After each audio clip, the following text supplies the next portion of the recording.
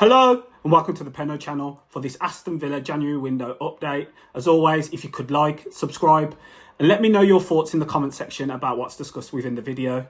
There's a lot of you that are watching, that are not liking and that are not subscribed. So please, if you could, it'd be much appreciated if you do both.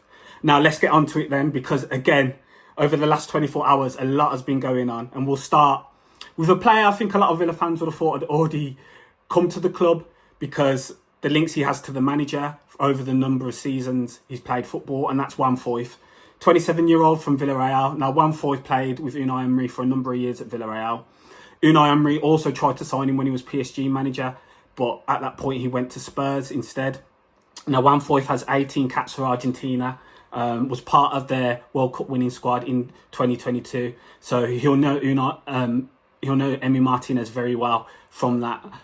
And yeah, it's just always a player I thought we'd at some point sign. And it seems it's going to be close. Fabrizio this morning reported that Villa are looking at Juan Foyth. Obviously, with the Lloyd Bayer situation, he confirmed yesterday after his game for Sevilla that Villa had interest in him, but he decided he wanted to stay.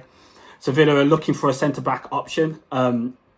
Obviously, Diego Carlos has been sold now to Fenerbahce. So we're missing a centre-back. Tyrone Mings, Pau Torres are there at left centre-back and Ezri Konsa at right centre-back. I don't think Lamar Berger is considered a centre-back anymore, and I think that's a good thing because his best position is defensive midfielder.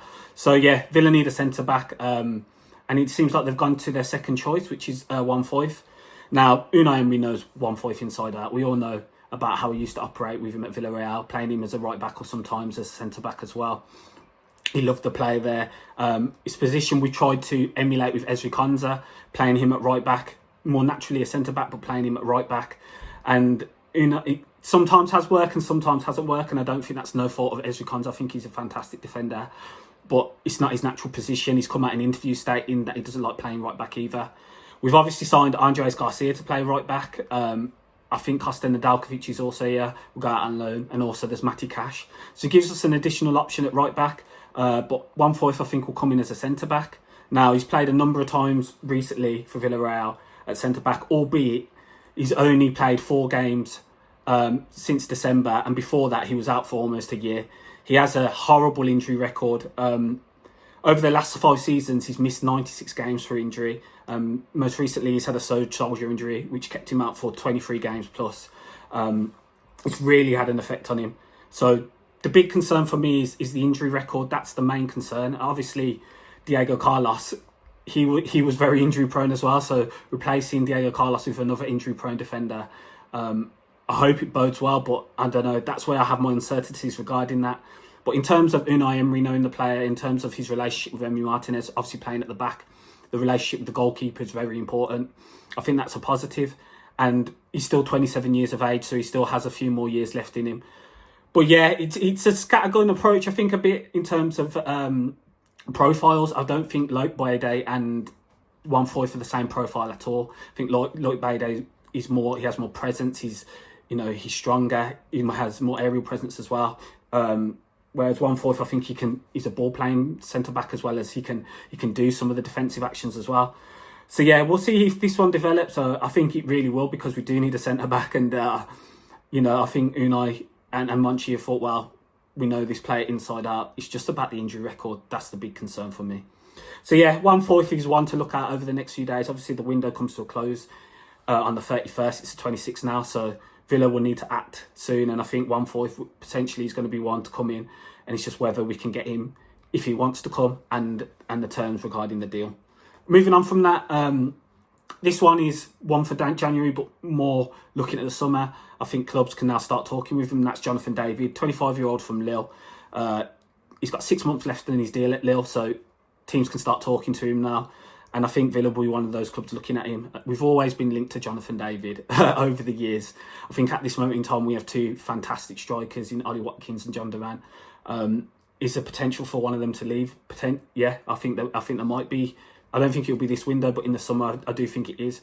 With the constraints we have at PSR and a number of journalists always stating that Villa are tight with PSR, getting a player 25 years old who has that experience on a free transfer could be really good if you can command a significant fee for one of your other options up front.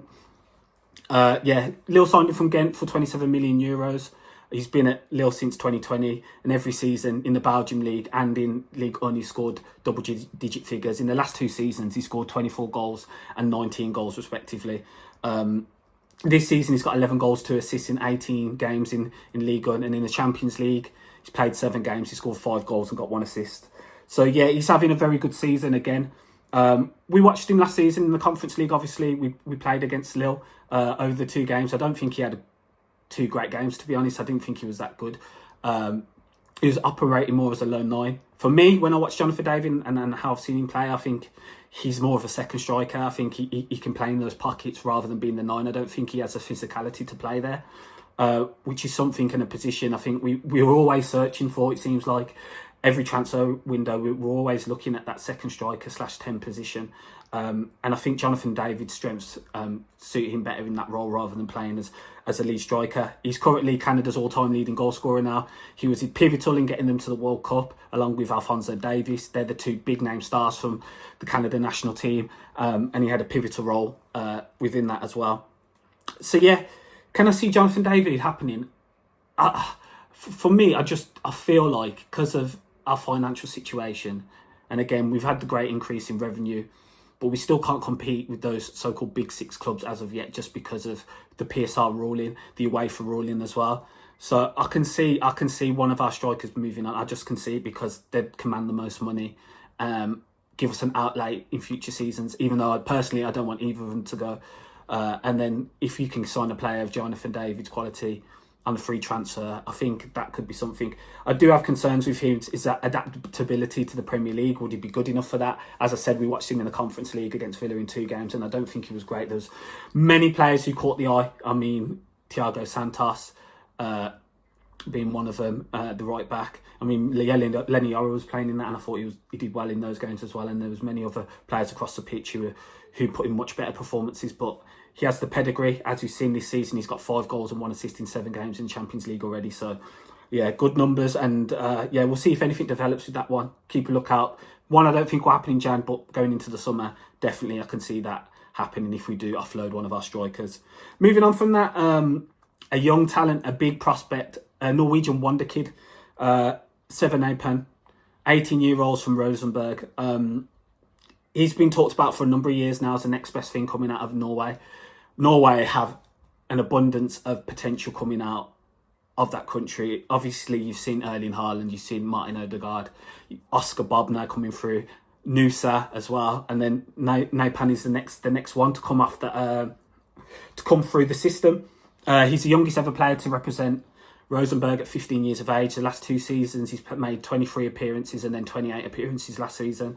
When I've watched him, because he played in the Conference League last season, and I saw bits of him within that, he reminds me of Lucas Bergvall, who, again, similar in age, who Spurs signed in the summer, Scandinavian as well, but obviously Swedish.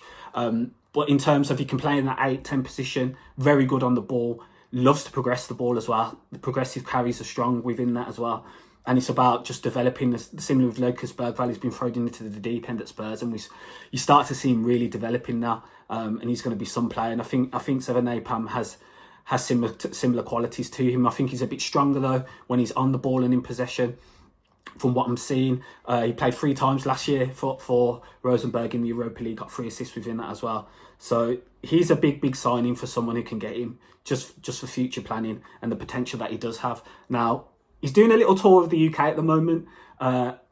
It's been reported that he's been at Arsenal. I think he was at the City-Chelsea game yesterday as well. So I think City and Arsenal do hold an interest. But it's also been stated that he's going to be coming to Aston Villa. He's going to be looking around the facilities, potentially have talks with the Villa team as well. So yeah, we'll see if this one does develop. I think it'd be some coup to sign him. It really would, and it would show again Villa dipping into the market, looking at potential. We've done that over the last few seasons now, and we have had some successes through that. Obviously, John Duran, Morgan Rogers are big successes, but if he's not the case, you can always move them on. So yeah, stick around for this one and look out for this one as well, because he's some player, and again, we know Norwegian talents right now. They're hot property. They're the ones that are really showing what they can do on the big stage. So look out for that one for sure. Final bit of news, and it's regarding Emi Buendia. He's signed a contract extension now, which will take him to another year. So his deal now ends in 2027. I think Villa have done that so they hold some value within the player. He's 28 years old, Emi Buendia, so going into another 2 years, he'll be, 30, touching 31. So Villa want to hold value with him. Obviously, there's been rumours throughout this window of Emi Buendia's departure on loan with the likes of Saudi clubs, Italian clubs and German clubs, most notably Bayer Leverkusen. And I think Plettenberg, who's a top German source, has been stating that Bayern are interested in getting Emi Buendia. And I can still see that loan move happening. I think it will all depend on Villa getting a replacement in.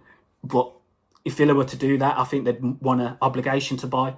With the contract extension now in place, Emi Buendia now has more value to Villa, so they can offer more. They can ask for more, in terms of a fee, commanding a fee, if it was an initial loan with an obligation to buy in the contract, or if they do loan him out and it's an option, or other clubs were looking at him in the summer, then they can command a higher fee for the player.